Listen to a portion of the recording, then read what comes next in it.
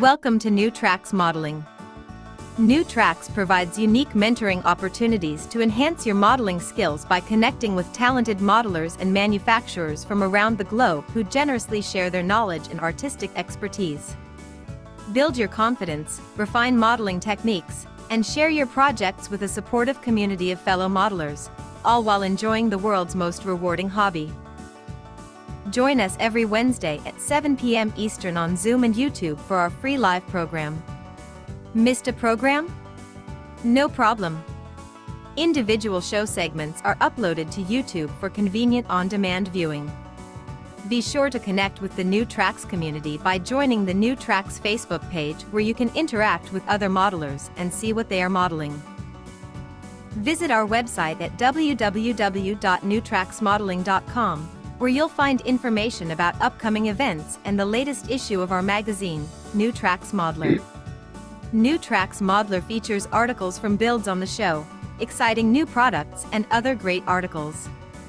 And now, here is the host of New Tracks Modeling, Tom Farrell. Good evening, and welcome to New Tracks Modeling, coming to you live on Zoom and YouTube, as we do every Wednesday night at 7 p.m. Eastern. We're pleased you're joining us. Before we kick off tonight's program, I'm delighted to share with you that the November 2025 issue, our 5th edition of the New Tracks Modeler digital magazine, is complete and will be released November 1st. So far, the response has been overwhelmingly positive, with 100% of the feedback being enthusiastic and supportive. And I believe this upcoming issue is the best to date. I'm also proud to share that our subscriber base is growing rapidly for the magazine and for the live program. We're making progress on the number of views on YouTube and the number of subscribers to our magazine. So whether you're a seasoned modeler new to the craft or someone who enjoys the hobby from the comfort of an armchair, there's a place for you here at New Tracks. We have 5 platforms, all part of a larger vision launched by Jim Kello, New Tracks mentor and master model railroader. For those joining us for the first time, our growing community includes a platform of a Facebook page, a dedicated website, our New Tracks mentoring scholarship, and of course the live show you're watching now. All New Tracks platforms are completely free to participants and are made possible by a dedicated team of volunteers who generously give their time and support to grow the model railroading community. Before we get to tonight's train rolling here, let's take a moment to hear from Brennan's Model Railroading, our sponsor for this evening's program. Tonight's New Tracks Modeling Meetup is sponsored by Brennan's Model Railroading.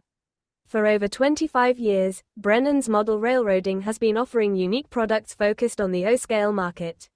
Their flagship product, Brennan's Better Ballast, was an instant hit and continues to be the industry leader.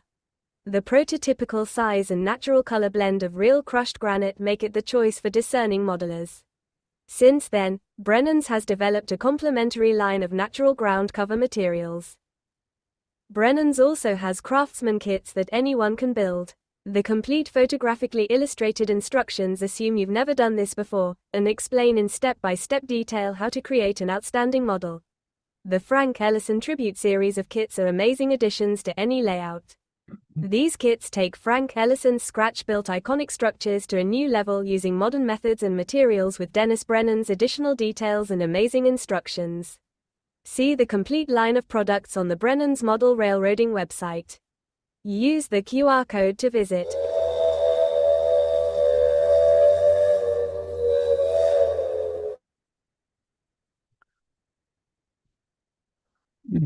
I want to personally thank Dennis Brennan. He not only supports the show as the sponsor, but he contributes to the scholarship fund and to the magazine. And in the November 2025 issue, which will be out in a couple of days, he has a feature article in there. Okay, now let's take a look on what's ahead on tonight's show.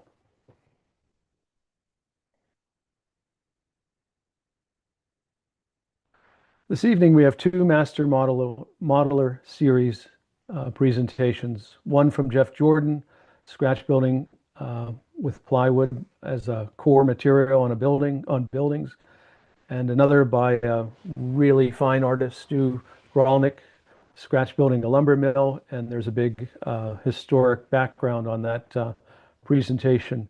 After that, we'll take a brief interlude, and I'll preview the November 25 magazine for our viewers this evening. And then we're going to go to a What Do You Want to Talk About, hosted by Phil Edholm, our producer, a discussion on DCC topics. These will be future programs, and I think he's looking for people to assist with that. And then, of course, we'll have Father Ron close the show, and we have a very interesting caboose on a really world-class layout by Bill Neal, the PRR Panhandle. So before we roll into our first segment, I'd like to spotlight our New Tracks Modeling Scholarship Program, and then we'll have a few short words about this.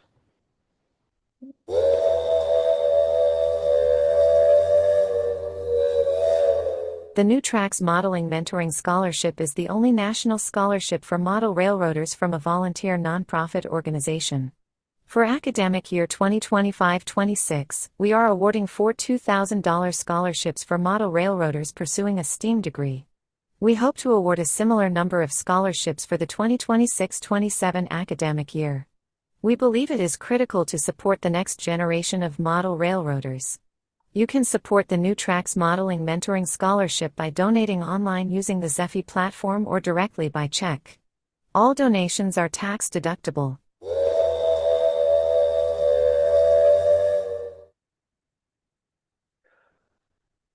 How you doing, Bob? Welcome to the show this evening, and I've asked Bob to say a few words about the scholarship program. Thank you, And Tom. maybe you could post one moment.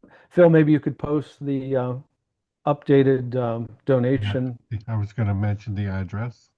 Yeah, but go ahead, Bob. Sorry to interrupt. No problem. As the introduction said, we are the only national nonprofit model railroad related scholarship out there. Many of you, I'm sure, got the Walters flyer for Christmas today, and they talked about their 2 scholarship recipients. This past year, we gave 4 $2,000 scholarships. This is going into our 4th year of awarding scholarships, and we've given out $15,000 worth of scholarships to young modelers who are pursuing a STEAM education, either at a college, university, or trade school. And that's important, because really what I'd like to stress is what we really need your help with is to spread the word so that we can get more qualified students applying for the scholarship. When we started, I told Jim Kello, I said, the money's not going to be an issue. We can always use more. But I'm very pleased to say that through our corporate support and some very generous personal support, individual support, the money has allowed us to grow from granting a single $1,000 scholarship in our first year to granting 4 $2,000 scholarships last year. What we really need to work on now is getting more students to apply for those scholarship dollars. So please, if you could get in touch with me or with anyone on the committee, the email is ntmms@newtracksmodeling.com. We can get you flyers. We can get you any kind of information that you might need to bring to a local train show, to bring to your club meetings, to put up in your local hobby shop, or to bring, if you have a child or a grandchild who's in high school, bring a package to the guidance counselors. Kids who are finding this, we're listed up on some of the scholarship databases, but what's really challenging is to let some kids, these students, know that we're out there. And that's where we could all help out.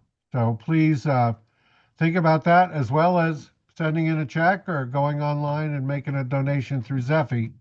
But really, our challenge now is to get more qualified students to apply for this scholarship. The scholarships for next year will open, the application process will open on January 1st. So there's some time, but we really want to get the word out, and I appreciate if you could all help us out with that. Thanks. And with apologies to Phil, go Blue Jays. Well, Back thank to you, you, Bob. Thank you, Bob, and thank you for all your support for New Tracks in general and particularly with the scholarship. So now I'd like to begin the show with long-time contributor Jeff Jordan, and he's part of our Master Modeler series. Jeff, welcome to the show. Hi, Tom. And, appreciate you taking the time to pull together a presentation, and we got an interesting program from you. Maybe we could just start it off here, Phil.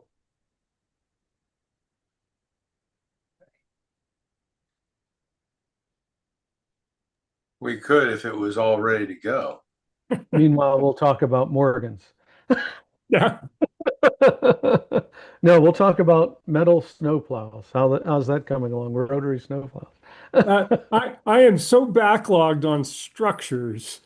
I was delighted to get these two finished, but I've got two more backed up behind it. And so it's amazing how long it's taking me to finish one of these. It's a rather elderly kit, and it's turned into a semi-kit, semi-scratch build as I'm replacing 25-year-old parts that are falling apart or warped. And so this snowplow is down the list a bit. All right, you're on. Here we go. This started out as a single project, but then I realized that this technique is really very useful for a variety of structures and a variety of media and siding. I had seen kits that have used something like this. For example, Banto Models, some of their kits are a plywood core, which you then separately apply siding material. And so when I found a structure I really wanted to try, if you give me the first photograph there, you'll see this structure. I found this in one of my favorite resources, the 12-volume set on the Rio Grande Southern Railroad. And this is one of the many mills in the Pandora Basin east of Telluride, Colorado. And I really needed a structure like this.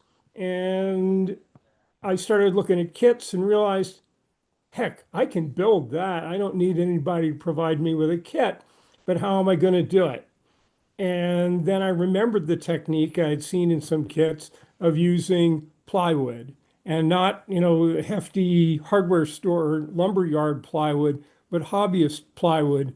I found on Amazon, for example, they sell you a package of like 6 12 by 12 inch, 1/16 of an inch thick plywood sheets, which are very nice, very, very smooth finish plywood, very durable, and very easy to work with because it's only a 1/16 of an inch thick. And so cutting out openings is not a major labor. So I decided that the building in the center, the one with the slant roof, was basically my inspiration, though it's a bit deeper than I wanted for the space. I was able, because it's basically just a rectangle with a slanting roof, to just make up some dimensions and use some readily available window castings for the doors and windows. Indeed, one of the things I discovered in doing research for this is you notice all of those windows are white. And I wondered, why in the world would the miners be bothered with making white windowsills? And the answer is that's the way they came from the factory. You get a railroad car loaded with windows. They come put together, and they come probably in white primer. And so they just stuck them on an otherwise unfinished building. A couple of other interesting things just to notice about this building is the roof appears to be corrugated material. It's not heavily weathered because this area is remarkably dry, and so you don't get the amount of rust that you might get elsewhere. Also, you notice the building is not rail served at all, though it would be easy to make it rail served if you wanted.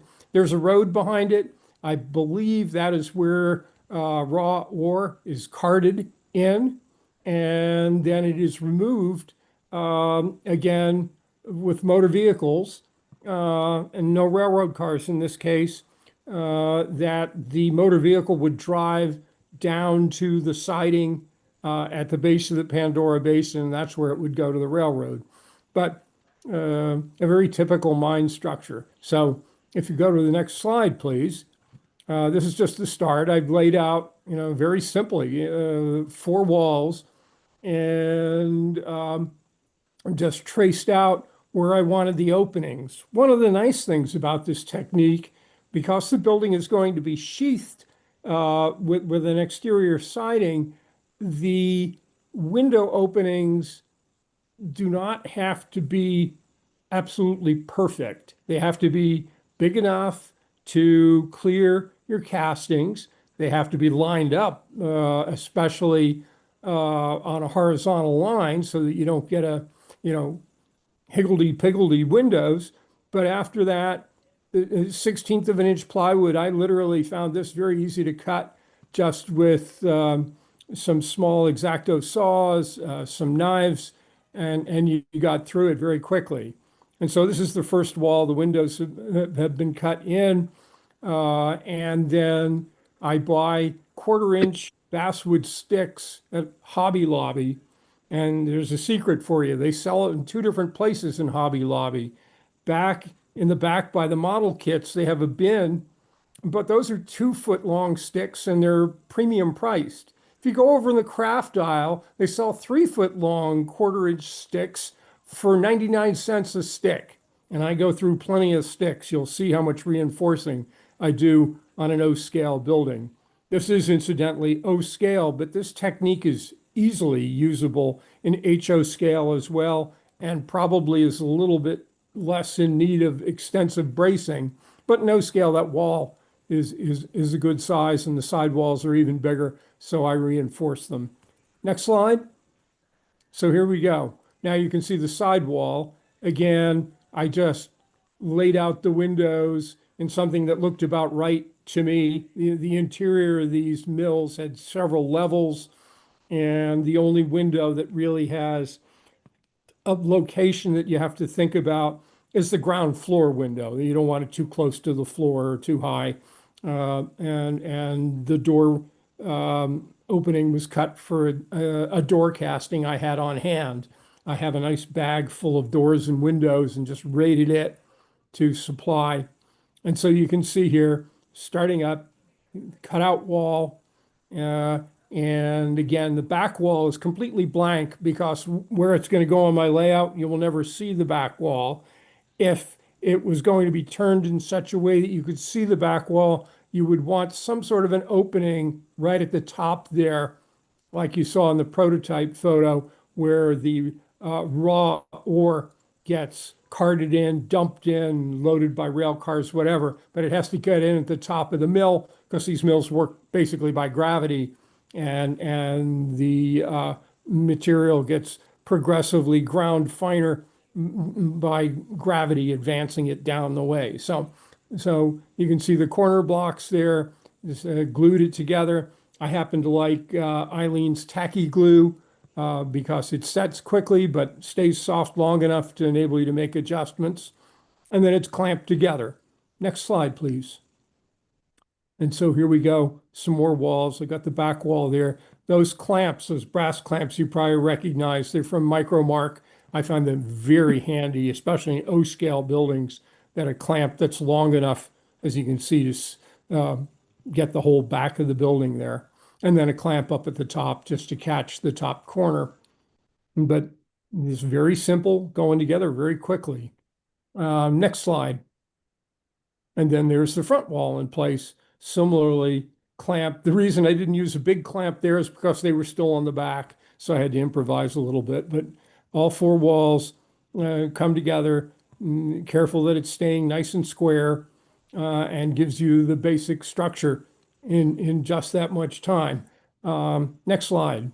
Now, someplace in here, it's probably a little further down, I'll show you how I actually cut up the plywood sheets. But here you can just see I've come along and applying bracing, both horizontal underneath those weights there is a cross piece, the long diagonals, which will provide a base to glue the roof to, and so it stiffens the structure with both top and bottom and middle horizontal pieces, and then the diagonals all the way around there for the roof.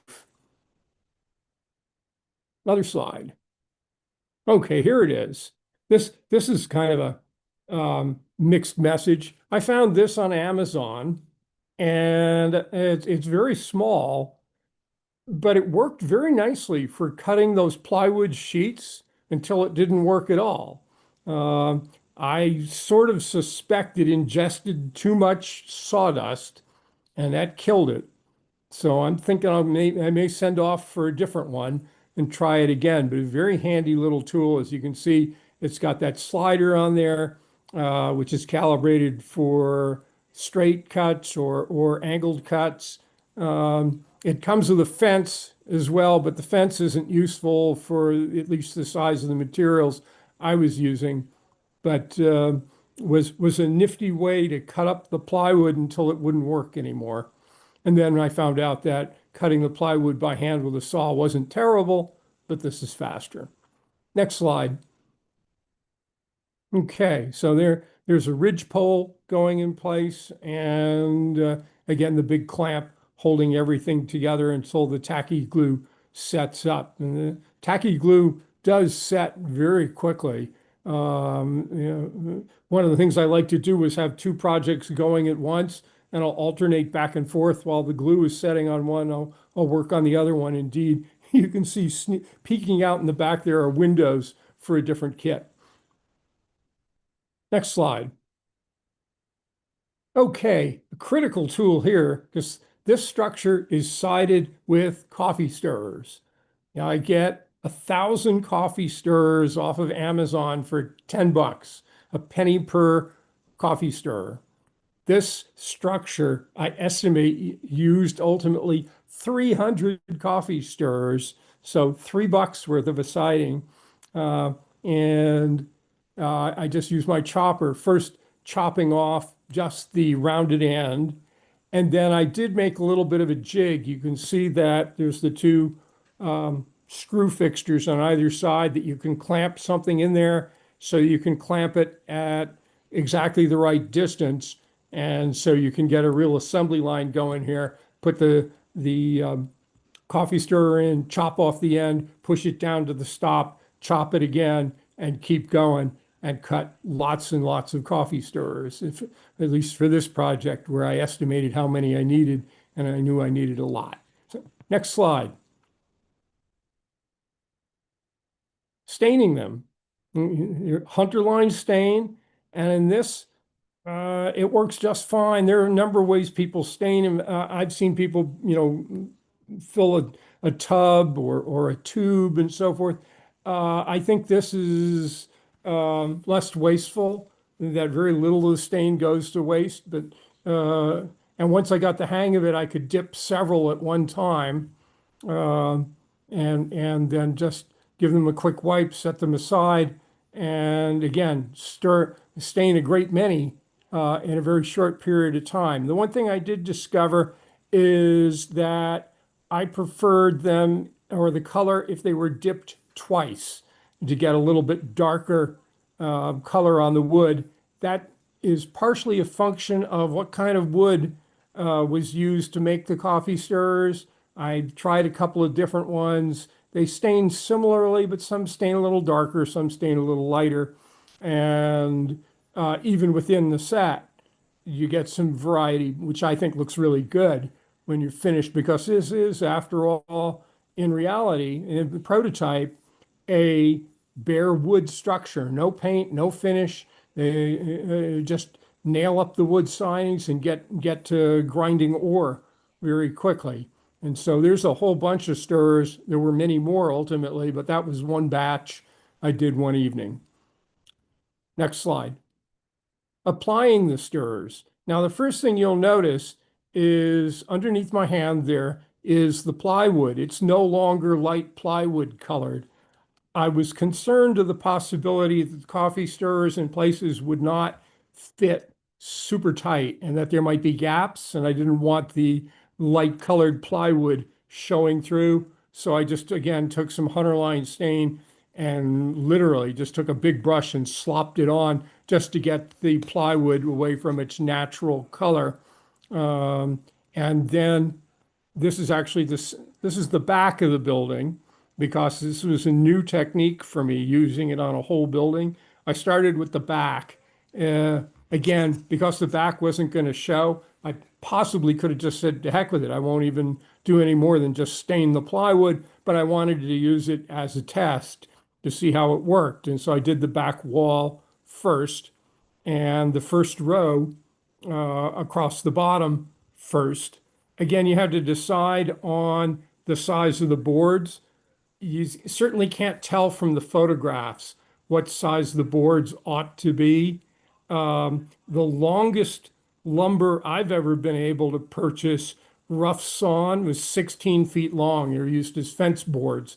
And so I said, okay, I don't think it could be any longer than that. So let's go with a 16-foot, which turns out to be 4 inches and is comfortably inside the length of a coffee stirrer. And so you just take the stained coffee stirrers, and starting with the bottom row, because you've got the edge of the building to keep things square, and they are quite square. Occasionally I would throw away one that was too badly hockey stick shaped, but otherwise they would go in place one right after another. And you had the bottom edge of the structure to also make sure everything was staying square. So it was not hard to keep it square. I think I also put a rule with a pencil across the top just to keep things in check, but I found it very easy to keep them straight. And again, using the tacky glue, applied tacky glue on the back of each board as I went, rather than trying to paint it on the back of the building, and just snapped each one in place. And again, using those wheel weights would just advance the wheel weight onto the next board as I applied the boards. Again, going surprisingly quickly when you consider I had 300 of these to get on there, that in a couple of evenings I had the whole building sheathed with coffee stirrers. Now, this is the easy wall because there are no openings in it. Go to the next slide here. See, we got a picture. Oh, okay, that's coming up. Let's skip ahead one more. There you go. That it had to fit the windows and doors in. And so there I ended up gluing the coffee stirrers, when they were on the edge, I would let them overlap slightly and glue them on good and hard. And then the tops and bottoms were cut to length to fit. Oops, lost our presentation here. And then I let the glue set up good and hard overnight. And then with an X-Acto knife, I could easily carve away the excess coffee stirrer to give you a good opening, testing occasionally with the window casting. And again, the beauty of the Tichy and or Grant Line window castings is they give you a generous amount of trim around the edge, which covers the cutout for the window openings. I'm still floundering looking for the Phil, do you want me to presentation. put it up, or what are you doing?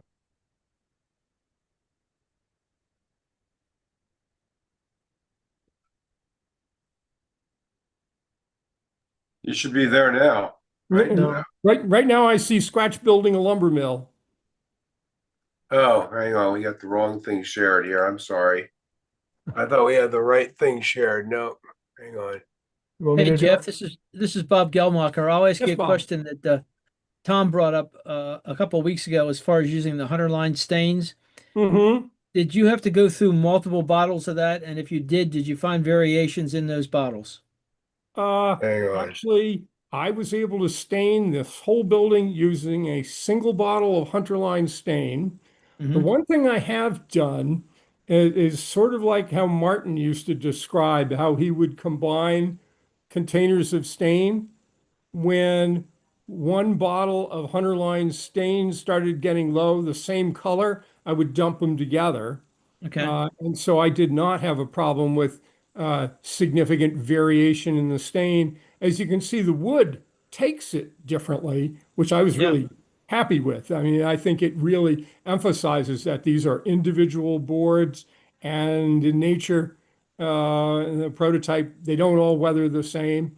And so I have not had a big problem or noticeably variation in the Hunterline stain. This is Hunterline dark brown. Hmm. The other one I use is Thai brown, which is a very dark brown, but this is Hunterline dark brown. And as long as I was using the same material, it came out nice and even. So you can see the windows are in here, the door casting is in, and then there's just a little bit of trim. Again, I'm sure they didn't spend a lot of time trimming out these buildings. In doing the corners, I was careful to just trim the boards so there is no corner trim because again, I just don't think when they're knocking together a mill that they're going to be fancy. I used it just around the door edge because you needed some sort of mounting for the door, and then the edges of the roof, again, to finish the edge of the roof. But that's it. So it's a remarkably simple structure. Now, the roof, which also leads us into the next structure. I had earlier this year, matter of fact, at the start of the year, Mike McCarville uh, had sent around a survey asking what people wanted. And I said, Mike, please make some of your kits in O scale. And he did. He made the Pandora um, powerhouse in O scale, and it's completely covered with corrugated siding made by, I think it's called Full Circle Models. Hmm. And it's a heavy paper stock, which is embossed with the corrugations. It's very easy to use. And so, having first built Mike's building, which you can just see peeking out in the background there, there'll be better pictures of it in a moment. I used the corrugated siding material, which comes in long strips, and I cut it into individual sheets and then just applied it working from the bottom to the top. Again, I applied some horizontal lines to the plywood roof to help me keep it in line. And I like using rubber cement, using the permanent rubber cement technique, which is put the rubber cement on the surface and put it on the back of the card, let it set until it's only slightly tacky, and then put it in place. But you got to be accurate because when you do it that way, you don't get a lot of adjustment. But I was very happy with the corrugated metal roof that I got as a result. That ultimately is weathered with pan pastels as well. Next slide, please. There's the building from the other side. And also you can see the Mike McCarville powerhouse abutted up again, similar to the original prototype photograph where there was an additional rectangular building on the side of the mill, though this is a little bit bigger. I built Mike's building and I thought it went very harmoniously with this building using the same, corrugated siding and weathering with pan pastels. Next slide.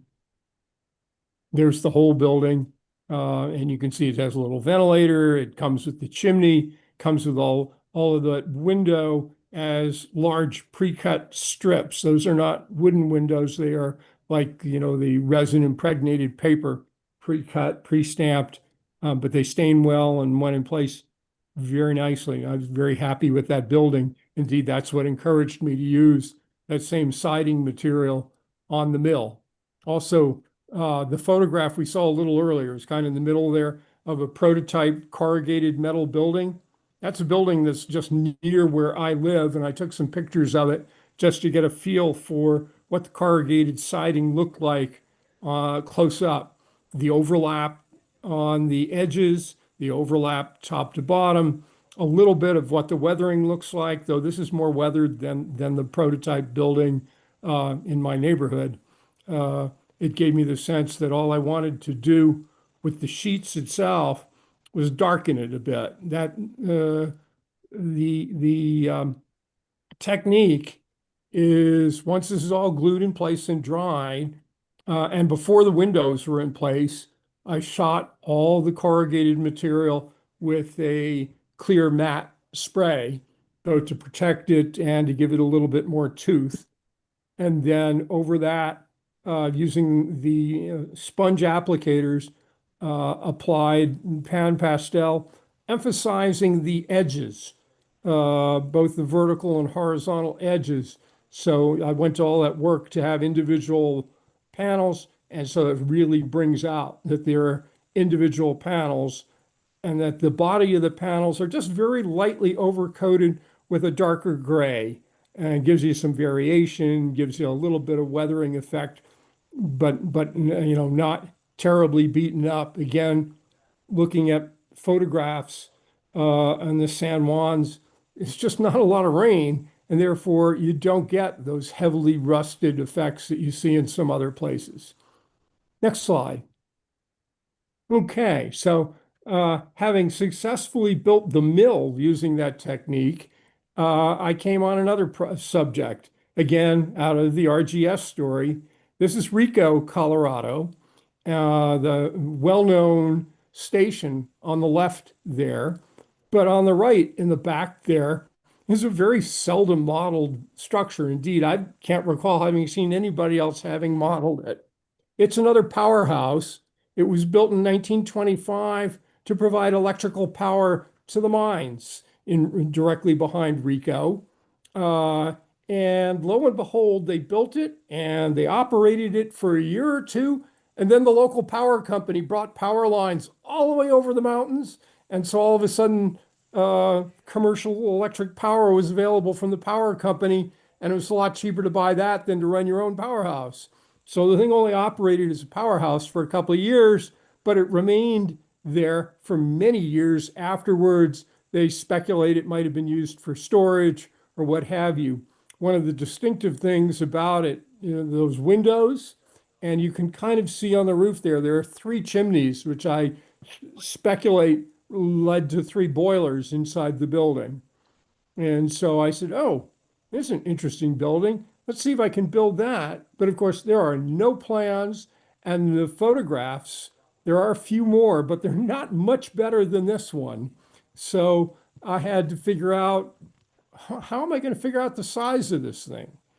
Well, the answer is, though this picture, the station is more obstructed, there are other pictures with both buildings in it that show the station on the left a little better. I already have that structure on my layout.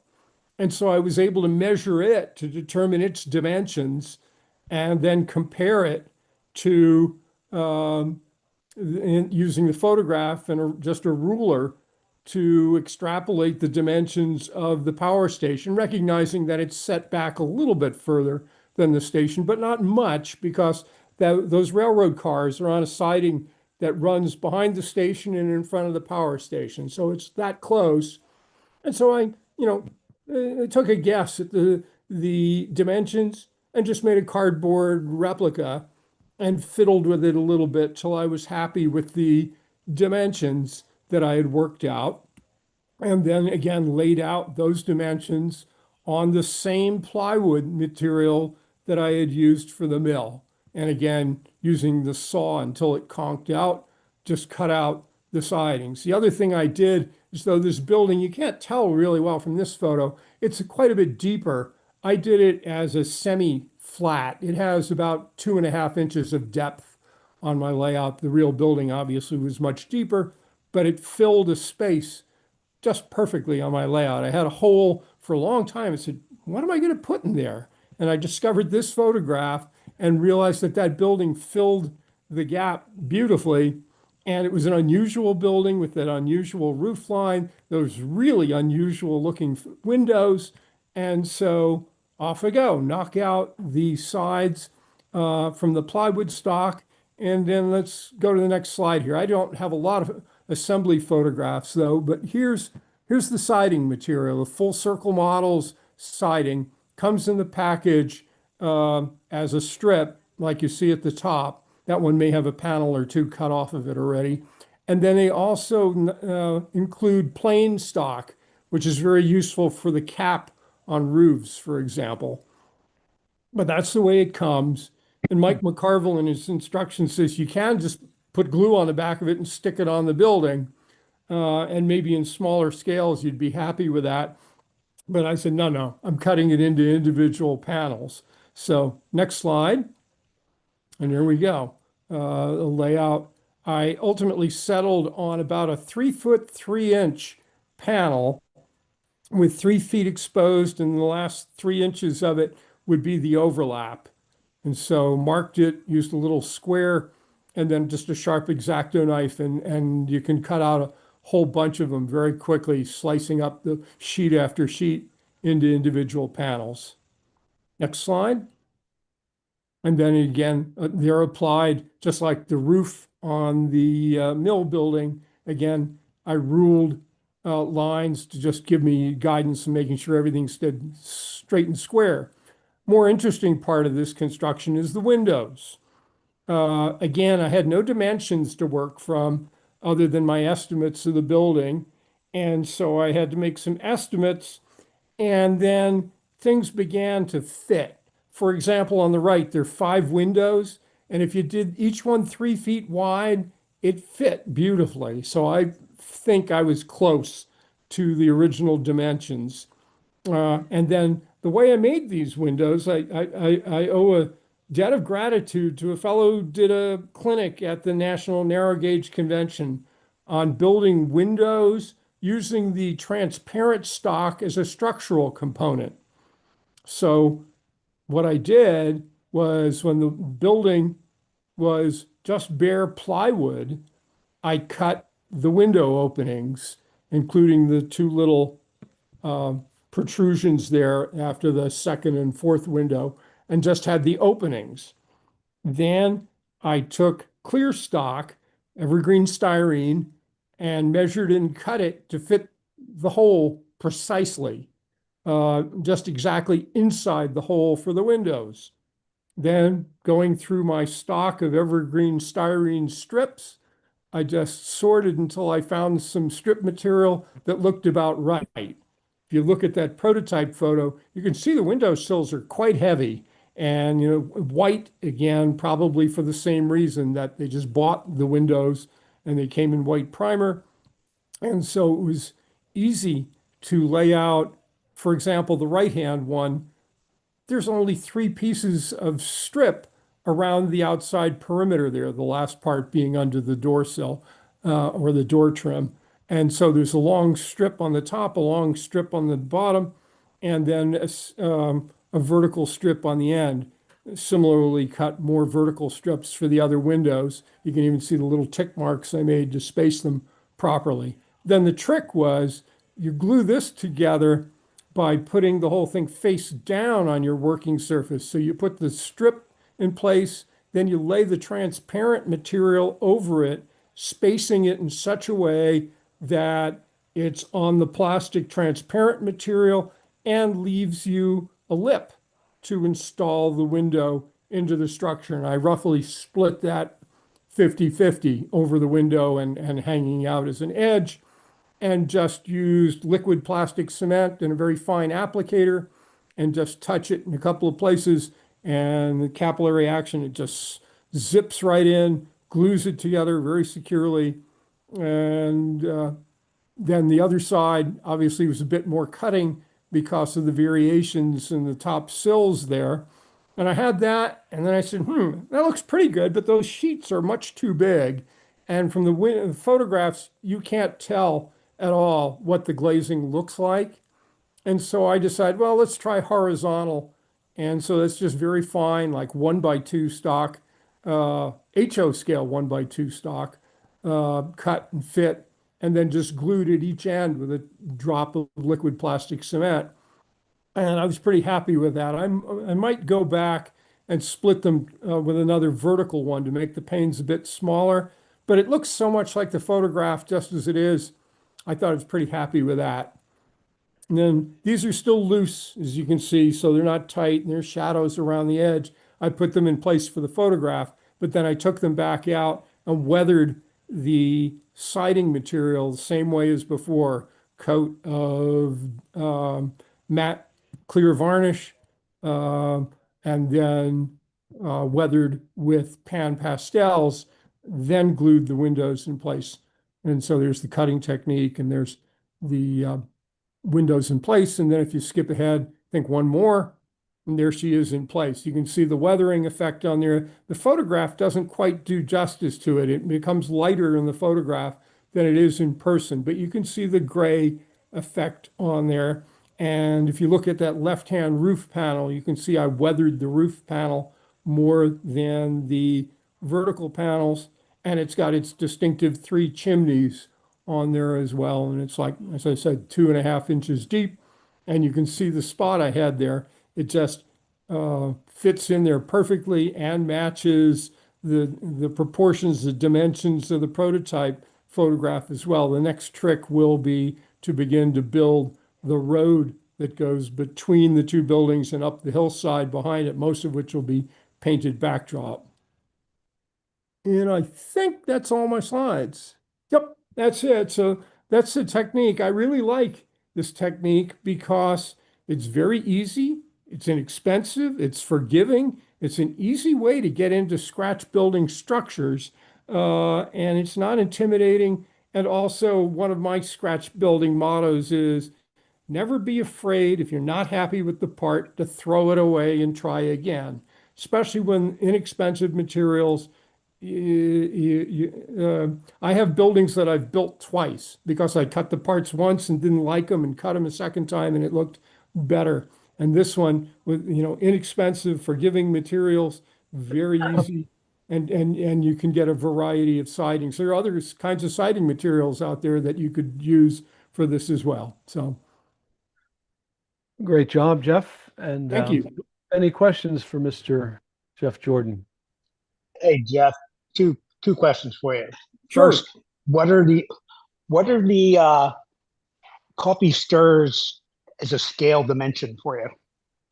Yes, they are great for O scale because the ones that I get, they scale out as 1 foot wide. And as I said, once you cut off the rounded ends and a little bit more, they're a little bit more than 16 feet in O scale. I didn't worry about the thickness because you can't see the thickness. Can't really see it, yeah. And then the other question is for the siding, were there ever any pictures of the siding panels being offset? Because I noticed both on the one that you showed and then the one that you did, you lined up the panels, the verticals are all lined up, like the seams. Yep. When you would panel those, normally these days you'd see them offset, or maybe it was just they didn't care because of the weather. I don't know if we go back to the photograph about in the middle of my presentation of the prototype gray building with the siding on it. I'm not so sure that they're offset there either. Yeah, I was traveling, so I wasn't necessarily looking at the picture, so I wasn't sure. Any other questions for Jeff? Yeah. Well, it's a great technique and makes for a very robust build when you use plywood. I'm going to experiment with the 16th inch. I'm building one now with 1/8 inch, and it's a much tougher cut to put in the windows, but as soon as this program's over, I'm going to order some 16th inch and try that. Yeah, and then, because I know you already do a robust reinforcement anyhow. Yeah. So using the 1/4 inch sticks, I find the 16th plywood is plenty strong enough, and with a little bit of reinforcement, it does not oil can, flex in and out. Yeah. So The key is the 1/4 inch. Yeah, I'm happy with it. I'm going to veneer a building with Larkspur Monster Works laser etched veneer, a brick or a stone, and it's not strong enough on its own as basswood. So I need a plywood core, but I'm going to try your 16th inch. So that was my takeaway from this evening. And It's good stuff and it's available on Amazon. Jeff, Yes. Pat here. That saw you had, I had one of those. I found that if you get over a 16th of an inch thick, it would not handle it with that motor. But if you put a shop vac attached to a bottom plate on that, I don't think there's any way you could get it from the sides or the front and back, because when I looked at it, it didn't have one. You'll get the sawdust away from that motor, because if you don't get it away from that motor, it gets hot. So if you can get it away from there, you might get better performance out of it. Yeah, I did have one. I was thinking of taking it apart and running a vacuum all over and see if it will resume operating, but I It may will. have cooked it. It will. Okay. But it won't handle anything thicker than I tried it, some of the material I had, and boy, did it quit in a hurry. No, it comfortably cut the 16th of Yep. an inch plywood. Yep. And also you see those little 1/4 inch sticks, it cut them too. Yep. It has an attachment on the end to put a sanding unit or a chuck on it, so you can That's a different one. I did not get the one with the shaft on the chuck side. for drill bits and sanding. This is strictly the blade. Yep. Micromark has a nice one too. I've had one from Micromark for 20 those are years. good. It's a cheapie though, but It's definitely I think an element of you get what you pay for, and I didn't pay very much for this one. all right. Well, okay. Thank you, Jeff, and Welcome. appreciate you giving a presentation this evening. Next, I'd like to run the My Build video, and then we'll go on to our next presentation.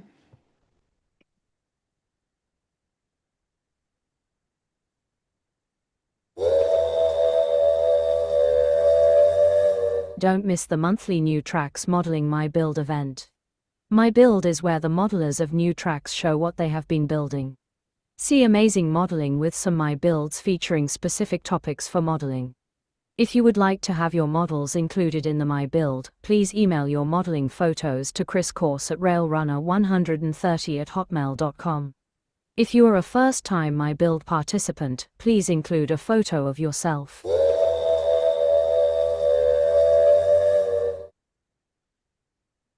Welcome, Chris.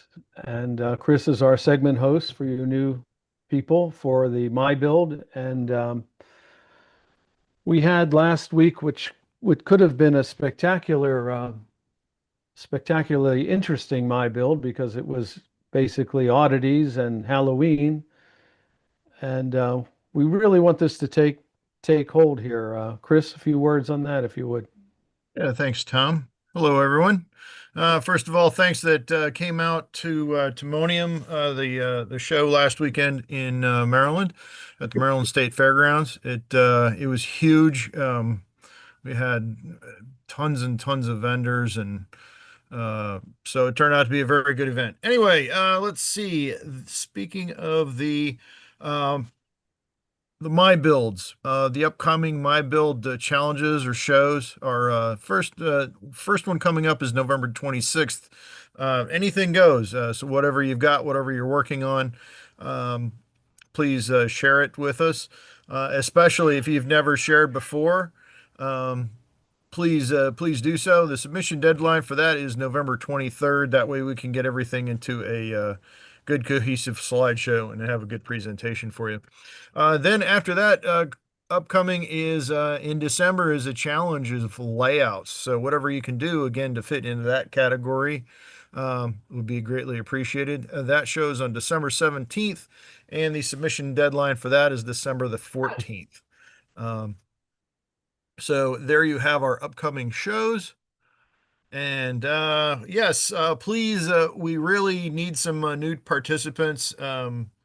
We've, we keep having the same people over and over again. And while that's great, and we appreciate seeing what they're working on, I know there's a lot of other people out there that have projects that they would like to share, or that they would be wonderful to see them share, I should say. So whatever you've got, whatever you're working on, please send those my way, and we'll get them into the slideshow. And if you haven't presented before, or think you might be having problems, or maybe even if you can't show up to that particular meet, or maybe even you're camera shy or whatever, please include a description of that. Also include a photo of yourself. That way we can set you up with a title card, and I can speak somewhat intelligently about your works on your behalf. So really, that's all I had for tonight. I'll turn it back over to you, Tom.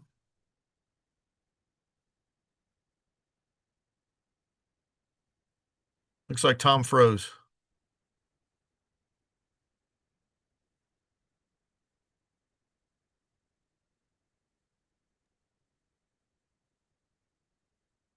Looks like it's back to you, Phil. Well, in the absence of Tom, I'll jump in and I will introduce. I'm here. I'm here. I'm He's here. back. He's back. There he is.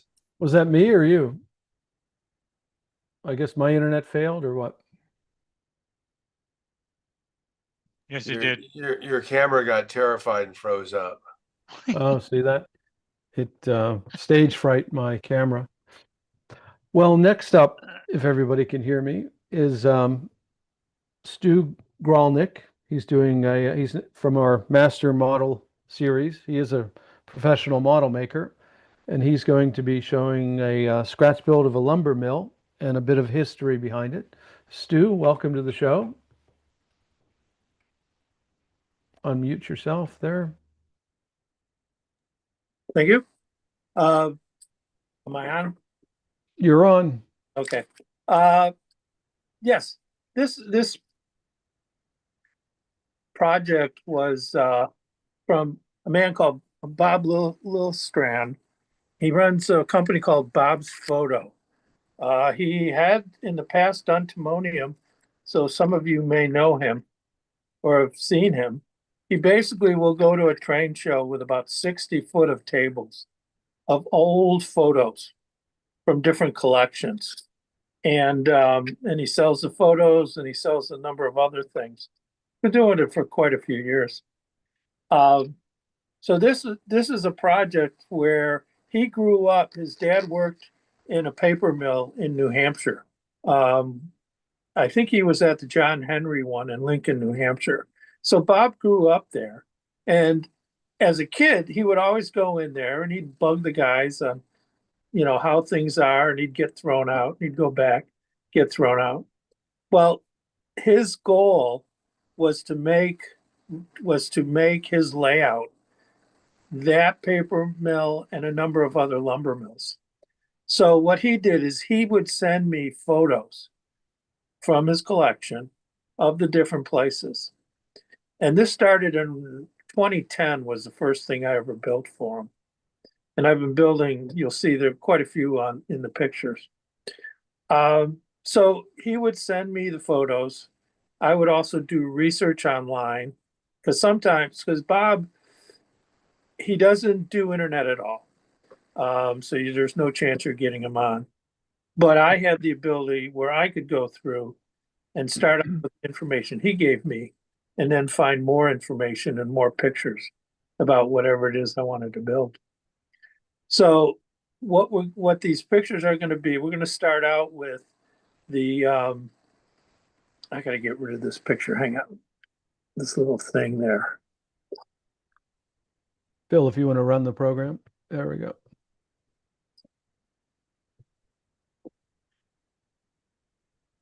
Okay, next picture. So this is the kind of images that he sent me. And this is in a paper mill. And right here on the very front, and you're going to see pictures of this later, you see starting at the left, there's an angled roof. There's a wide roof with clear story windows. There's another next to it to the right is vertical siding. Another one, two more buildings. So this is only part of this one section. Behind it is another, 3-story building. These are the kind of pictures he would send me. And what I would do is to scale how big these are, I would look for something that I might know of, like the rail car or a door. Doors are great. I've usually figured doors to be about 3 foot. And Jeff's talk was a lot of how I build my stuff, same way, with all the reinforcement and everything else. So next picture. This is the left side of that building in the paper mill. Next picture. All right, this is a couple other buildings that I did for him, I think. It's been a while. I forgot some of them. But again, this shows the kind of images. So if you're looking for something, to build, as a matter of fact, Jeff found that picture from one of his books. Go after those. Go online. I do a lot of Google image searches. I always do image searches. I never do word searches. And you can come up with all kinds of things. Next picture. Next one. Now this one I also built for him, which you'll see in some of the other pictures. This was a conveyor system. It was an overhead cable system that brought logs, because this is a paper mill, so they were short logs. They weren't the real, lumber size things. And on the upper right, you can kind of see some of the cabling. So I built 2 of these for him. Next one. And then they would be put into lumber piles. So this is just an example of some of the piles that I found. He sent me some images. I found others. And then on the right-hand side, you got the conveyor going up that would bring the logs into the pile. And again, this is for a paper mill, so they're very short. They're maybe 3 foot long, 4 foot long. Next image. Now, this is a bridge that I did for him, which you'll see. Again, this is the kind of images. So what I would do is take this, and then I had an HO engine. So I would take my HO engine, scale it to the one in the picture, and then that would give me the general size for the bridge. Next one. This is an example of some of the overhead images that he had. This is Woodstock, New Hampshire. And there's a few buildings in here. It's kind of hard for me to pick them out, but in this picture, but there are some of these that he wanted me to build. There's one kind of in the center. You can see there's kind of looks like a covered bridge going off at a kind of a 2 o'clock angle. And then to the left of that, there's one, it's kind of a greenish little building with a red top. That's one of the buildings he wanted me to make that went near the sawmill, which is to the left of that. So what I would do is take this image and then, zoom in on it, enlarge it. And then again, when I have images like this, I would size them and then to a door or something like that to get my overall size. So I didn't have to redraw the whole building whenever possible. There's a bunch of buildings in the front, which are kind of hard to see, but I can show these. You'll see the finished models of in a bit. Next one. This is one of the sawmills. I didn't make the sawmill. That was made by Brian Bollinger from Best, B-E-S-T. He was an incredible kit manufacturer. He probably does timonium, so a lot of you have probably seen his work there. But he built the sawmill for Bob. Next one. This is one I did, Deer Park Hotel in North Woodstock, New Hampshire. And you will see pictures of this. This was a pretty amazing piece. It was, I think, about 3 foot long and built in 2 halves so I could send it down to, and you'll see pictures of this. This one, something like this, there's no way I can hand do it. So unfortunately, I was looking for the name of the guy that did all the laser cutting for it. What I would do on something like this is, and I've used a number of different guys for doing the laser cutting for me. I don't have that ability. I don't want that ability. I find the guys that can do it. I send them the pictures, send them some basic dimensions, and then let them do all the CAD drawings, do all the laser cutting, and then I just put them together. And you'll see this one came out really, really nice. Next picture. So here's some pictures of his layout.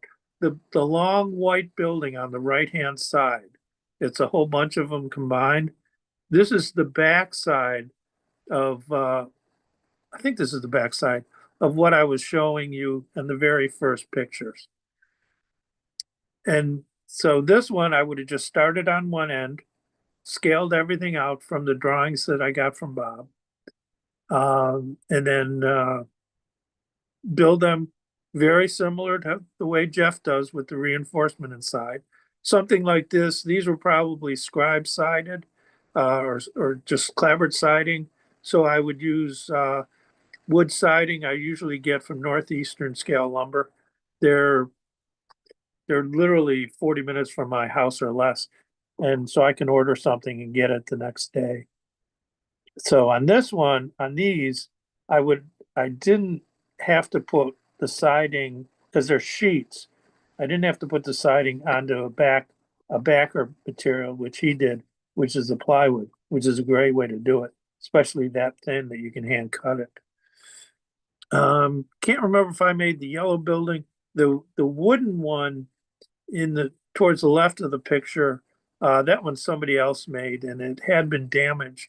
So he did send me that for repair.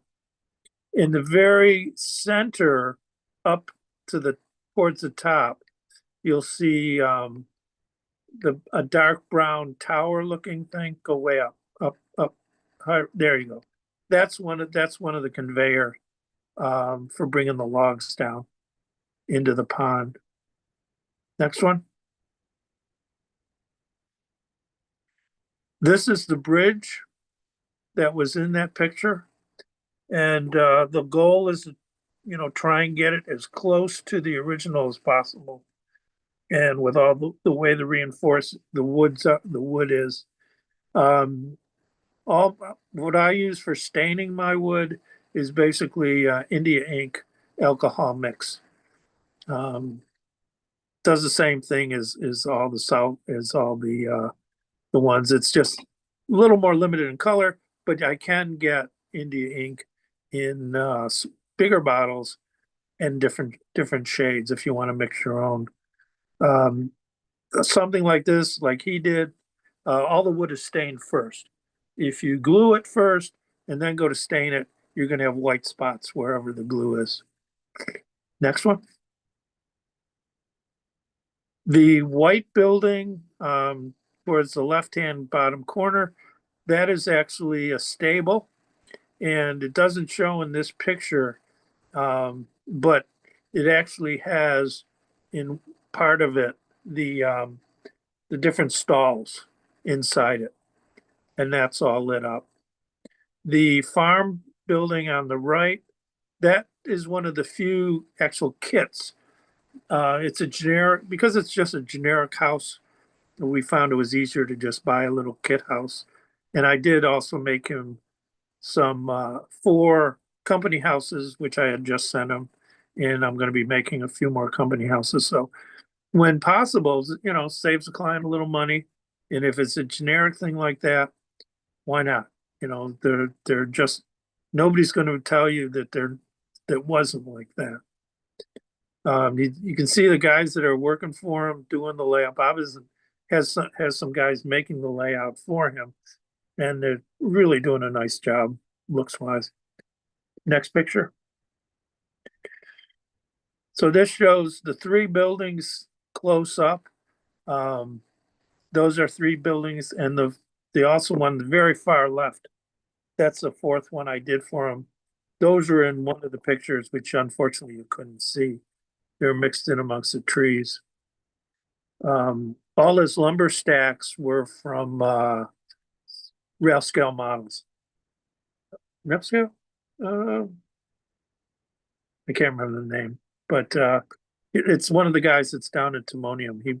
He makes these laser cut stacks of lumber, that something like that. Bob just put them together. Next picture. This is a closer view of the farmhouse, the way it came. And again, I'm pretty sure this was a kit, not something I scratch built. Next one. This is the hotel, and the guy that did the laser, I really feel bad that I can't remember him. I'll try and find it and send it to Tom, so he can give him credit for it, because I really believe he should have it. He did an incredible job. The only thing on this one is he used a softer material for the siding, and I found it was more of a almost compressed paper material. I found that very frustrating to work with because it just didn't hold up as well. But it came out all right. Next one. Here's another view of you can see in towards the center is that long building. To the left of that is a power plant, and there's some other buildings just beyond the power plant you can't really see from this picture that I did for them. Towards the bottom right center, just to the left of the track, that's again one of the towers for the logs. There's 3 piles of cut logs there with the conveyors. I had another guy that does laser cutting, laser cut me the grid work for the conveyors. And then the way the piles were made is I went to one of the dollar stores or something and bought their shish kebab sticks, and just bought a bunch of packs of that and just chopped them up into little pieces, and then stained them with the wood, and then glued them to some foam piles that I'd made, just using, your blue foam, your pink foam, that kind of thing. Next one. Now, those were done quite a while ago. This is a more recent one I just finished up for them. These are Keystone Locomotive Works HO kits for a sawmill. And you have to the right is a transfer table. To the left, you have some conveyors, which are basically just roller wheels. Now, this would be at the very start of where the logs came in. Bob sent me all the figures, which I painted for him, and then they're all mounted to plywood. The reason they're mounted to plywood is so I could actually glue the figures onto them. And then what he's going to do is, depending on how the floor blends in, he will possibly put sawdust down onto it to cover the plywood. To the back right is one of the carriages. Bob already had the sawmill, the saw itself, so that's just a carriage in the background. Next one.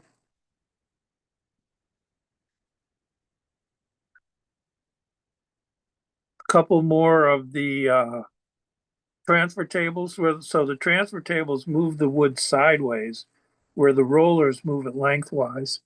In the back, you have one of the cutoff saws, or multiple cutoff saws, and then the logs would be, once they're cut, they would be falling in. What I tried to do is give him the wood so it made sense that these were different sizes. Next one. This is looking down at the end of the system, where you have at the very bottom, there's a long conveyor. And this has a lot of just partially rounded logs that weren't cut up. This is basically my way of having where the scrap wood would just get rolled down and then out the back of the thing. Next one. Here you can see 3 of the splitters. They're kind of staggered a little bit left to right. And I tried to do them so each splitter was doing a different size of log. And the way I got my logs is I just went out and grabbed some plants and then cut them to whatever to the length I wanted. And then and I do have one of the $350 Micro Mark saw. So it's a lot more expensive than the one that Jeff had, but I've been using that also for about 20 years, and it's been incredible and how well it's held up. Next. So the left-hand picture shows the closer end is the end of the conveyor system, where these logs would go onto, they'd be cut to length, then they'd go left or right, and then stacked up. On the right-hand side shows that's the beginning of the conveyor. So I took some logs and scratch built a little ramp right there. Yep. So the logs would come down, get put on the carriage, get sliced, be slid sideways to the next conveyor, go up about midway, and then they would get split up depending on their size to be to set through the splitters. When I built these, I found that the first transfer table I built took me about 2 hours, but once I figured out how to do it, then they got down to about an hour a piece just to assemble them, and then painting was afterwards. Now, the nice thing about this is I took pictures of this, and then I drew. Well, what I did is I labeled each piece, in the picture, and then underneath each piece I put a number. So when I sent him down to Bob, he could look at the number of the piece and then line them up with the way I had them set here. So he didn't have to try and refigure out what my thought process is. Next one. Next picture. Or is that it? Am I still there or did I freeze? I'm done. So anyway, that is probably the longest project that I've ever done to, like I say, it's basically been 15 years in the making for him to get the thing to the state it's in. He has added a lot of sound chips of different things around the layout, and that was only part of it. There's a whole couple other sections that I didn't include. So that's pretty involved, nice, fun scratch building project, kind of stuff I really like to do. It's great modeling. Do we have any questions for Stu while he's on here? What did you find was the most challenging portion of that? I would imagine the internal, looking at all the machinery and equipment was probably the most difficult. Yeah. Not really. The instructions with the Keystone kits were pretty straightforward, and it's all CA glue. What were they made out of? Were they resin? Were they No, they're metal. Metal casts? Yeah. Yeah, cast metal pieces. Were they clean castings? Did you have to clean them up, Yeah. or how did that go? Very, very well done. Very clean pieces. And when you paint a metal, did you etch it, then prime it, then paint it, or what was the No, procedure? prime. Just prime it. And I don't wash my pieces either, even resin stuff. Generally I won't now that doesn't mean I can go and I can't spray resin and then mask it and then spray it over without pulling the paint off or something. So there are the disadvantages of masking. I do on resin have to rough up all the surfaces that are getting glued. And in general, and I got some resin kits coming to me, HO resin kits. Those, because paint won't stick really to resin, even if you were to do so much, wash them and stuff to get the parting compound off of them. Paint isn't really going to stick. So I will generally glue them fully together, roughing stuff up, and then just paint everything versus gluing to paint, which I know isn't going to stick when these things are shipped. Yeah. Well, I think any questions for Stu before we? Well, thank you, Stu. That was a great presentation, Thanks and for that. appreciate you participating in the program. I did send you one of the pictures was Bob's information, Bob's Yeah. phone. So if you could include that in, the final thing, that would be great. We'll And see if we can put that in there. I Yeah. remember the slide actually. Yep. Wasn't Yep. sure where it went. Okay. Well, thank you again. And what I'd like to do now is run the Nutrax modeler video and then show you guys, give you a preview of the November 2025 Nutrax modeler magazine, which will be out in a couple days. So Phil, if you could, there we go. Get more Nutrax modeling by reading the Nutrax Modeler magazine.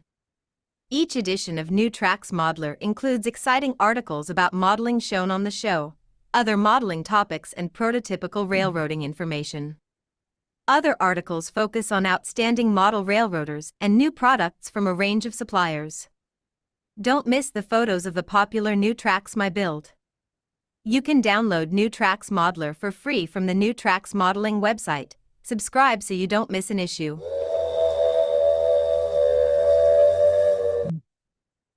So what I'd like to do is just take a quick couple of minutes and preview the November 2025 Nutrax Modeler magazine. Then we'll switch to Phil, our producer, who will do a what do you want to talk about? Discussion on DCC and potential topics down the road. So let me share my screen here. Okay, can everybody see that? That is the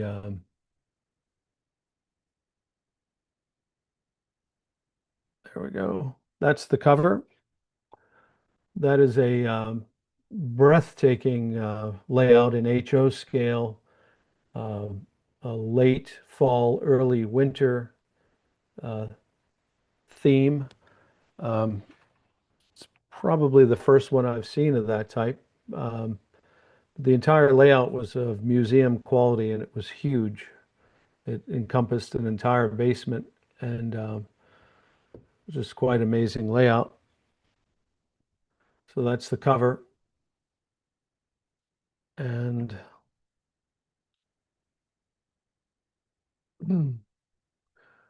we've got a new feature, Nutrax Founder's Perspective. Jim Kello will have the first page, first text page, his vision for Nutrax, where he sees it going forward is the theme of that. A little ad on our Nutrax Facebook page. That's the Thomas York kit I did last year. Super detailed. Here's the table of contents. The featured articles this time are Thurston's Bait and Tackle, which I did a couple weeks ago, featuring Len Eberwine's scratch-built museum quality stamping mill, building structures with card and paper. This is Kevin Macomber. Some of you know him. Our very own Pat Rivard, his journey becoming a master model railroader. And then our show sponsor, Dennis Brennan. He's a professional model railroader. He does this, did a while ago, we did a feature on scenicking a layout.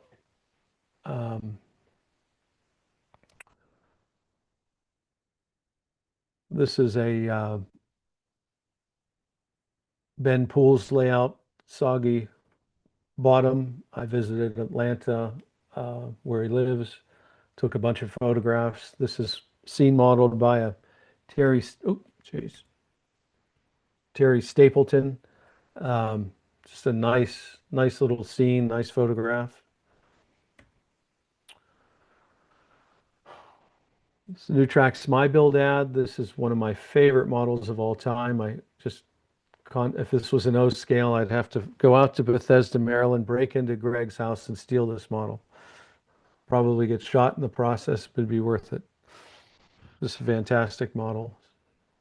Got a feature article on the NewTrax scholarship from our founder, Jim Kello.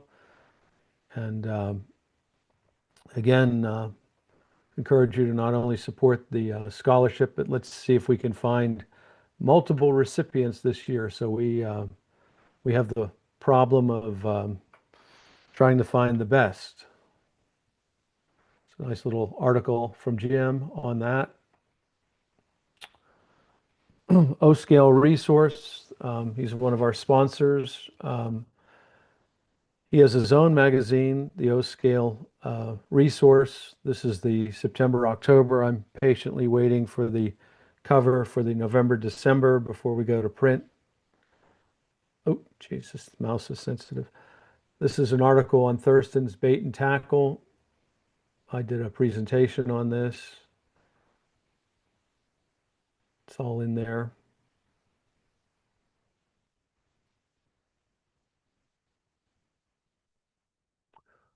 Final photo of the bait and tackle.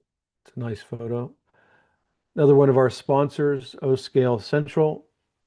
This is multiple people, but David Vaughn is in this group, and they sponsor not only the magazine, but the scholarship program as well.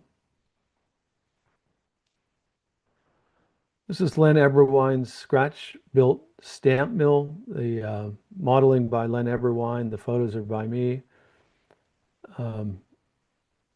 Really just museum quality modeling here. And I just can't show enough of Len Eberwine's work. He gifted me his best models. So these are all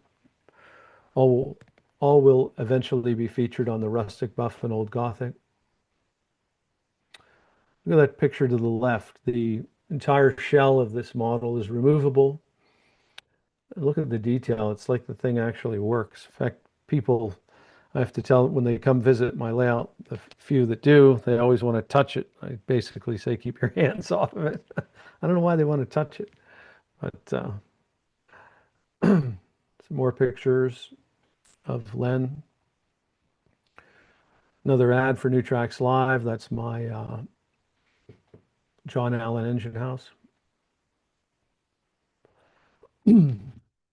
This is Kevin Maccomer, the hotel that Cheerios built. He builds basically with card and paper and tries to mimic post-World War II model railroading. He does a phenomenal job. He goes through step by step how he basically uses Cheerio boxes. That's his favorite. You can see it in the bottom right-hand photo, the Cheerios. There's the finished model on the right. It's all in there step by step how he did it. And some other models of his on the left. There's a turntable pit made out of Cheerio box, left and right on the bottom there. It's an ad for the NewTrax Modeler magazine. That's Len Eberwine's Coal Tower. That is on my layout at the moment. And this, who is this guy? What's he about? This Fat Rivard's article on his journey becoming a master model railroader. We want to encourage our NewTrax modelers out there to go after their MMR, as we say. I am included in that group. I think that's something I'll work on next year. These are some first-time photos. I pulled these off of Pat's personal Facebook page.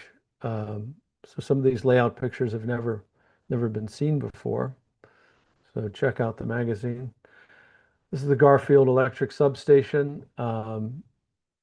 It was featured in a Watch Me Build.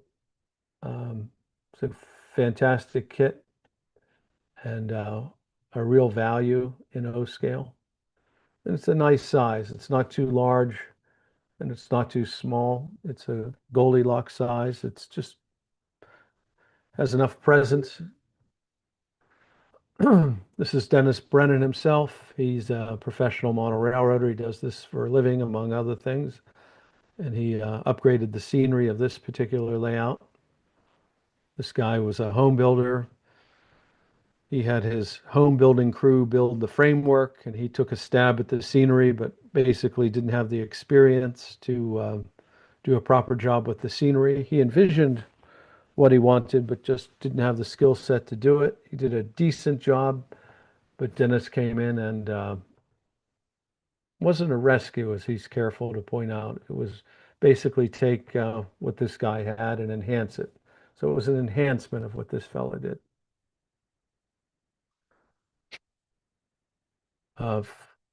Bill can talk about this, but we're in the process of, we're going to update our website, New Tracks website. There's an ad for it, a picture of my railroad, but we're going to be enhancing the website probably between now and the early part of next year.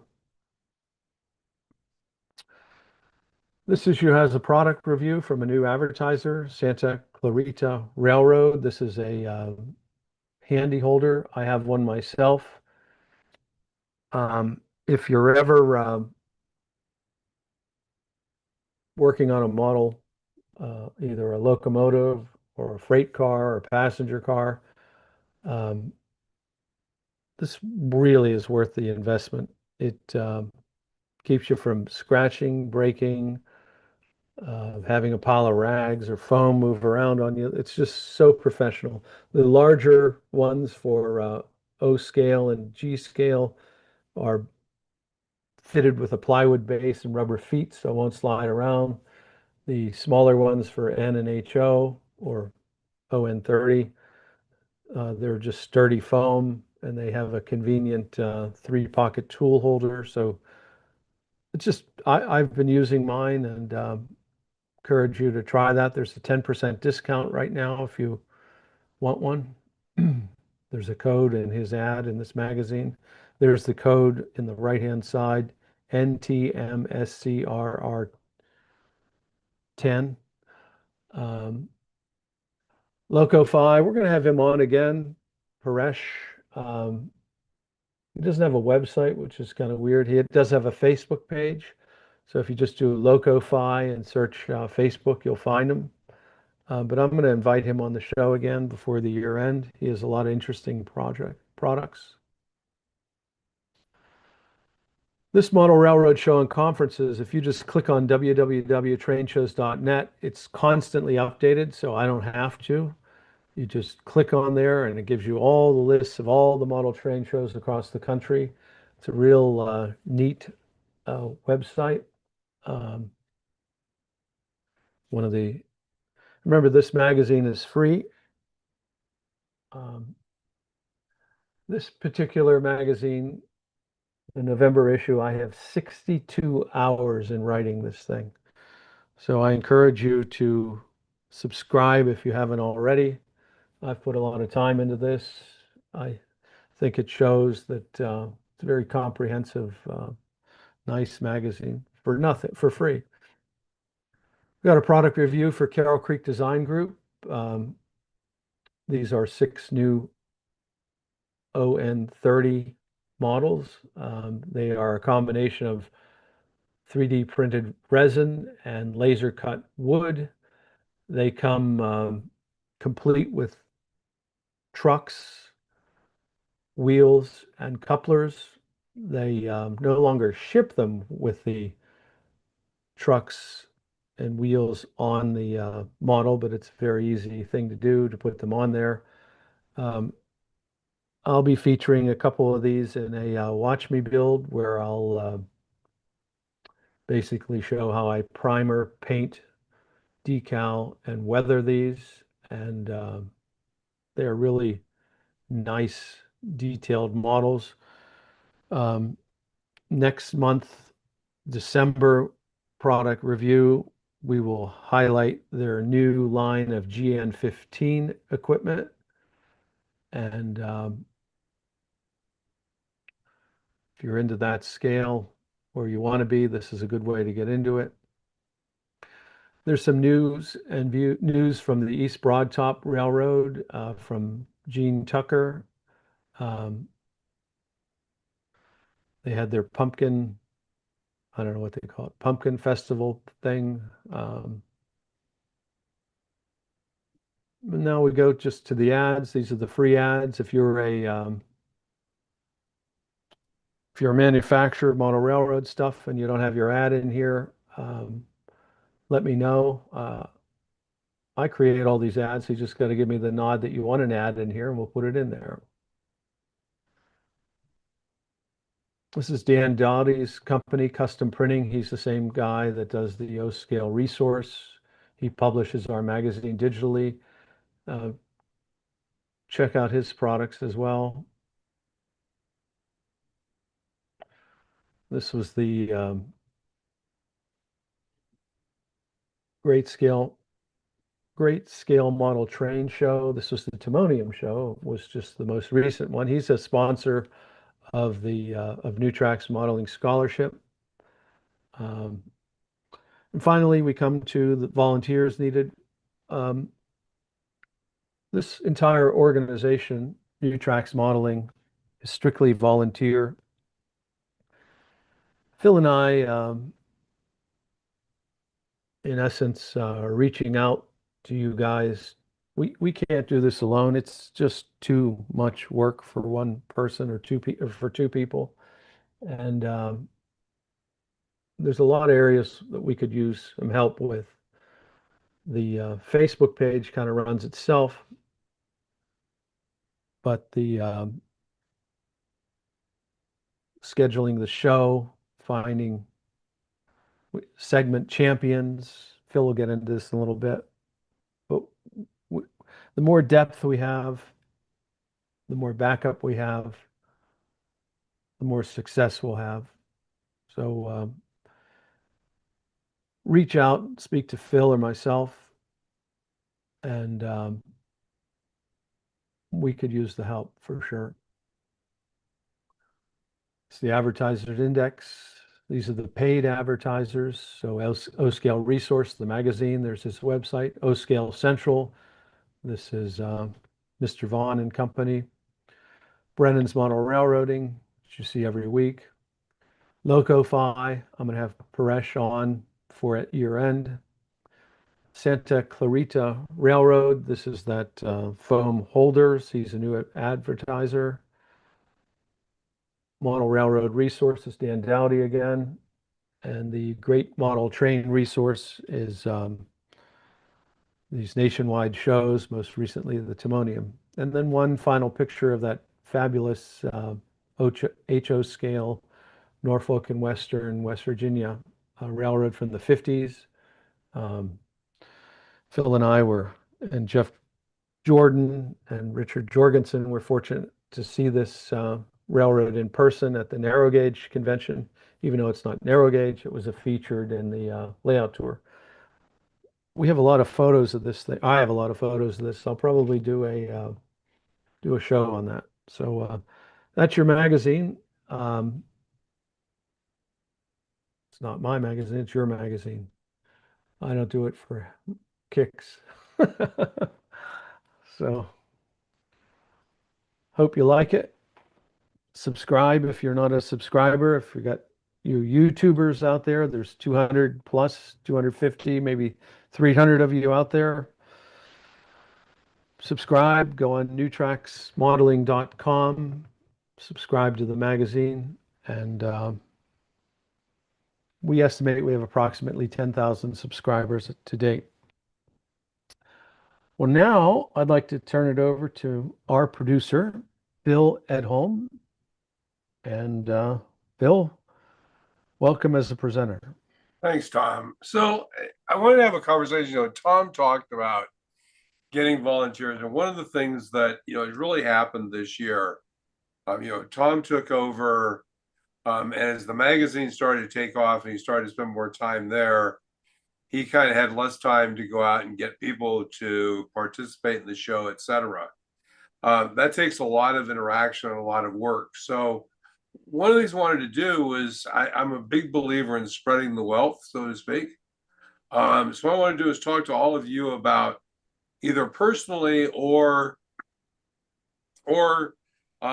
if you know someone, to encourage people to sign up to do a presentation on New Tracks. So, we kind of had this informal way of, oh yeah, here's somebody, give them a call, etc. And you talk to somebody, you send a few emails back and forth, and eventually you get to the point of, oh, this is interesting. So this is actually, I think, potentially a much easier way of doing it if we walk people through how to do it very quickly. So the idea here is, if you look on here, there's a QR code and there's a tiny URL down here, NTM present, tiny URL NTM present. So if you click on either of those, if you shoot this with your phone, what you're going to find is it's going to take you to a Google form. So this is the Google form you'll go to. So the idea is, if you're interested in presenting, if you talk to someone, you say, hey, you should do a presentation on New Tracks, just go on this form and enter what you enter the form, fill the form out and enter what you would present. So you enter basically your name. You have to have your name, your email address, hopefully your phone number. Makes it easy to get a hold of you. Then what is your topic? And a short description, just a few sentences, 2 or 3 sentences about your topic. Now, what we're really trying to do to make this really effective is we've been putting keywords on that are essentially a whole bunch of keywords. And from an algorithmic perspective, Google actually doesn't like that. YouTube doesn't like that very well. So what we've basically said is, we're going to put a few standard general keywords on model railroading, mentoring, etc. But here are a whole bunch of keywords you can choose from. So these are our kind of typical keywords. So, if you're doing a scratch build, you can click on scratch build, and you can click on as many of these as you want to. I'm using wood, I'm using plastic, I'm doing this in O scale, I'm doing it in HO scale, not in O scale. You can click on those, and then you can add any additional keywords that you think are important for what you're building. Maybe, if you're building a model of a station, let's say you're building a model of a Northern Pacific station from 1920, you might put right here, Northern Pacific, comma, station, comma, depot, comma, 1920. Because that way, if somebody searches for those terms, they're likely to come into your video and see your video. So if you're interested in making a presentation, just jump online, fill this out. I've actually had 3 or 4 people just kind of started this. Had 3 or 4 people fill it out already. As Tom said, if you fill this out, we're going to send you an email, give you a link to either email up or set or upload your photos. We'll put them into a presentation. It's a great way to try out and do your presentation. So with that in mind, I'm going to talk about kind of a second is, I guess the question I'll ask is, if I kind of look around the table, does this make sense? Kind of give me a positive up. I mean, did you get that? I'll put that, by the way, I'll put a link to that in the chat. Go in and fill it out. Pick a topic that you know how you can do a presentation on. Go and fill it out and suggest it. It makes it really easy to go in and present. A few weeks ago, we talked about some concepts of some model railroading electronic topics. And I've got some interest in this, but one thing that came out was there was a lot of interest in DCC. So one of the things Tom and I've talked about doing is kind of starting a new version of what do you want to talk about and focus on some topic areas. So what I do is I took a shot at trying to lay out 6 topic areas in DCC. So the idea is to start week 11 and we'll do one of these each week. So this would be 11-12. This is going to be then 11-19, and you kind of lay out where they are. And I'll put a schedule together and we talk about this. I'll talk about it probably again next week. I'll probably go ahead and host this one on DCC definition. What is DCC? How does it work? How does it work normally? What's the difference between voltages? What are the basic components and distribution of a DCC layout? Then we'll talk a little bit about wiring your layout for DCC. What are the basics? What are the components that you might use? Then we'll go to control systems. What's the difference between, a command station, a cab? What are the commands that you send to your locomotive? A bit about decoders. I thought a bit about CVs and programming, and a bit about JMRI.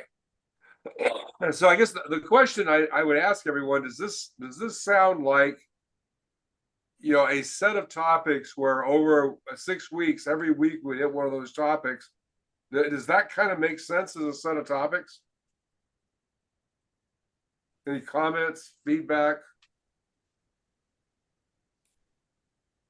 It's an area I don't know anything about. I got into model railroading only at the very beginning of DCC, Yeah. and I never had the opportunity or the finances to do it.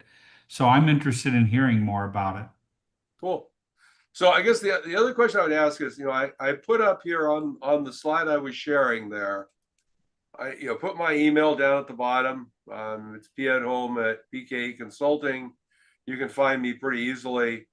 One of the things it would be great is if you say, hey, I'd like to start off the conversation. So the idea is, I think, to have someone spend about 5 or 10 minutes talking about kind of the basics. And then if you've got something, you understand with DCC, send an email and do one of those presentations. Say, hey, I'd like to talk about this part of DCC. And then we'll have a general, because that way I can identify people to talk during the session. So if you have a few slides on, well, here's what I did on my layout for DCC. So, a good example is I had a power cab, and power cabs are not easy to expand, and the booster expansion that NCE sells is relatively expensive. I ended up going with the Tam Valley 3 amp boosters. So, if you've done something like that where you've implemented something, put a couple of pictures together, and then when we get into the session, talk about it. So we will shoot to do the first of those on 11-12. If you have something you'd like to talk about around DCC, let me know. So I think, Tom, I'm going to throw it back to you. And that's really the end of what I had to cover. I think that, oh, go ahead. Hey, Somebody. Hey, Phil. Yes. Just as a mention, as a resource, you might go to what's the DCC column for the NMRA. He might be of some help. Yep. No, absolutely. Yeah, I was trying to make it kind of lightweight, but you're right. We might want to try to get someone like that for some of these, see if they can come in and give us a talk about it. By the way, again, one of the things I really would strongly encourage all of you to think about is, you guys can be scouts for presentations. If you go to a convention, and there's somebody there, write down that link. It's really easy. Tiny URL, NTM present. Just remember that, NTM present. And if you basically you basically see someone, and I will get this put up on the website. We'll have a page on the website where it makes it easy as well. Ask them to sign up, because the best thing we can do is get the names of people who are interested, and that way we can talk to them and get them on the show. So with that, thanks, Tom. I'll give it back to you. When I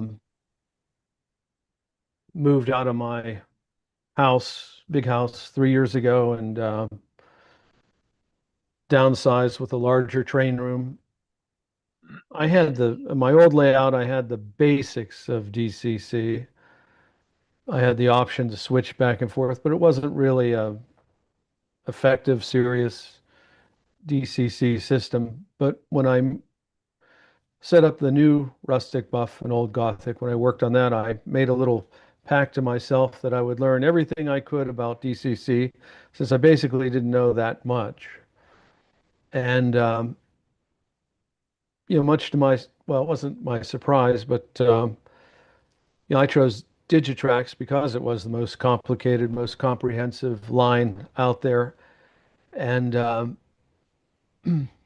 just put my toe in the water and then jumping in, I'm very comfortable with DCC. And I know we've got a lot of dead rail people out there, but I personally like, on a layout of my size, DCC because of the sound and the simplicity of everything. And it's really not to be intimidating. It really comes down to two wires and a bus line, and everything comes off of that. And you can make it as complicated as you want or as simple as you want off of that. And most of the track that's available today in from Walthers, from Pico, it's all set up for DCC. So there isn't any rewiring or hot wiring frogs required anymore. So I think it's going to be a timely topic. We've got to get back on track with some technology-driven programs here on new tracks modeling. DCC is certainly one avenue. We want to ignore things like wireless dead rail and things. It's just another avenue for people to explore. So I encourage you to support Phil's scheme here to have multiple shows on DCC, and we don't want it to be the Phil and Tom show. So we really ask him for you to reach out, even if it's not you. If you have a friend that's into DCC, invite him to the show, invite him to the program. It makes for a stronger program and more comprehensive learning. So we're approaching 9 o'clock, and I'd like to have the show closing. And then we have a very interesting caboose. We have Father Ron live in person this evening. Welcome, Father Ron, my conscience.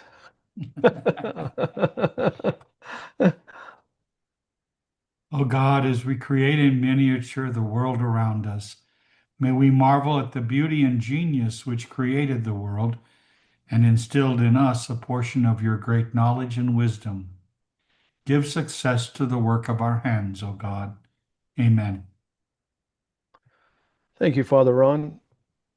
And now, Phil, if we could have the caboose. Yeah, Tom. So before I put this one on, I just wanted to say this was an interesting layout. It was way north of Detroit.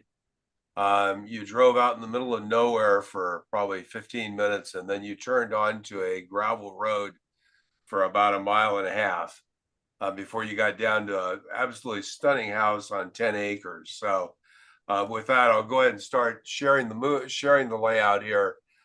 Some very unique features of this layout. I think you'll find them pretty cool. So I'll just leave this up for a moment so you can look at it. It's not a huge layout. It's only an 18 by 24 foot room. For those of you in California, that's a 2-car garage. But you can kind of see it's a proto-freelance railroad. It has been published in a number of different magazines. It was an S-scale layout. So with that, I'm just going to go ahead and play this. I'm not going to stop it and say anything this time. We'll just go ahead and I'm not going to stop it. We can comment over it if you want.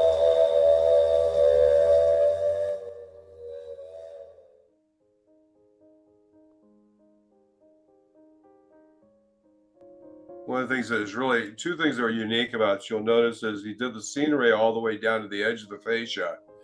The argument that made pictures better. And then he's got here at the end of this section we're looking at, you'll see it, I think, in a moment. He's got a great built-in granite countertop for his guests.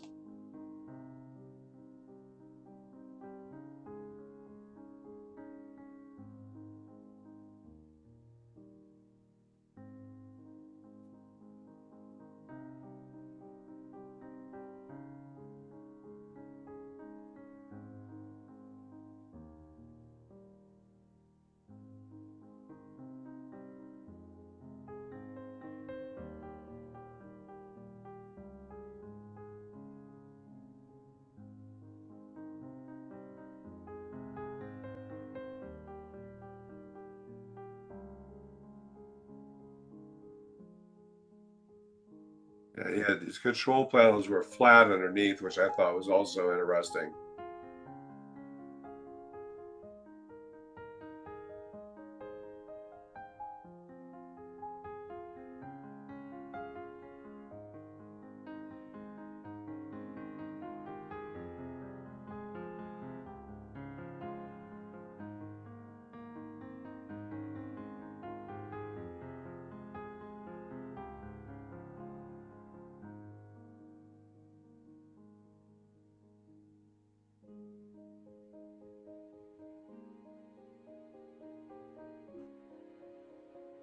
What scale was this, Phil?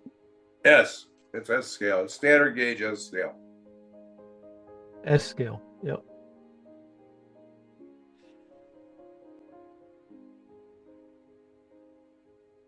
That really is a. You can see his countertop there. I thought that was kind of cool, turning into the water under the bridges.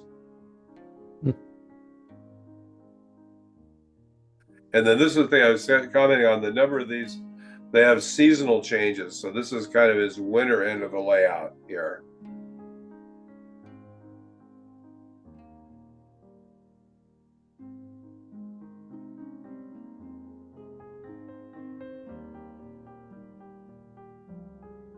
Really is a nice size, that S scale. Yeah. Yeah, for standard gauges, kind of the Goldilocks scale gives you a lot of space, but good detail.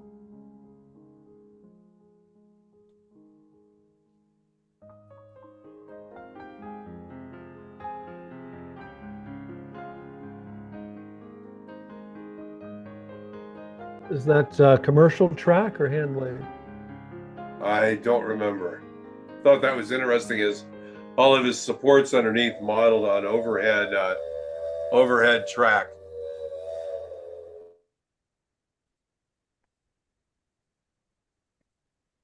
Yeah, very nice. Well, folks, that concludes this week's show. I want to thank all the presenters, Jeff Jordan, Stu, Phil, and everybody that asked questions. And if you're not a subscriber to our magazine, go to newtracksmodeling.com, register yourself. You'll get a email with the link to our online magazine. And I hope you'll enjoy it. Well, we'll see you next Wednesday, and happy modeling.